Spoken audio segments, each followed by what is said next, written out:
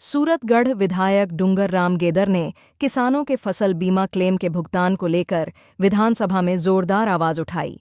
उन्होंने सरकार पर किसानों के साथ नाइंसाफी का आरोप लगाते हुए कहा कि प्रदेश सरकार किसानों के हर मोर्चे पर विफल साबित हुई है। विधायक ने सवाल किया कि खरीफ 2023 से 24 और रब्बी 2024 से 25 की फसल बीमा राशि का भुगतान अब तक क्यों नहीं किया गया। गेदर ने बताया कि बीमा कंपनी द्वारा 166 आपत्तियों का निस्तारण होने के बावजूद किसानों को भुगतान नहीं मिला है।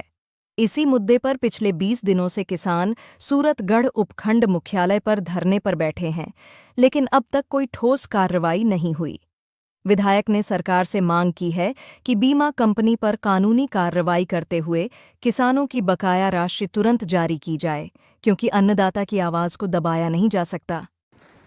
पिछले 20 दिनों से सूरतगढ़ एसडीएम ऑफिस के आगे सूरतगढ़ क्षेत्र के किसान फसल बीमा को लेकर के धरना पर बैठे हैं और उनकी मांग है कि 2023 की दोनों फसलों के जो बीमे हैं, जो आपत्तियां हैं, उनका निस्तारण करके उनको फसल बीमा दिया जाए। रबी 2024 का फसल बीमा दिया जाए, खरीफ 2024 का फसल बीमा दिया जाए और रबी 2025 का फसल बीमा भी दिया जाए।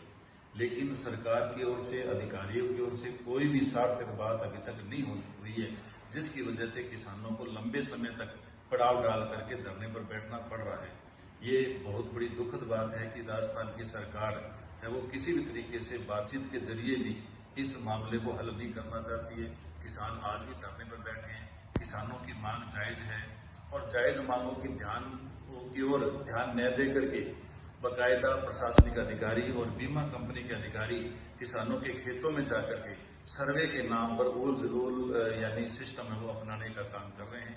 इसलिए किसानों को जल्दी से जल्दी जो फसल बीमा है वो दिया जावे, जो किसानों का हक है वो उन सबको दिया जावे और उन किसानों को राहत है वो प्रदान की जाए। धन्यवाद।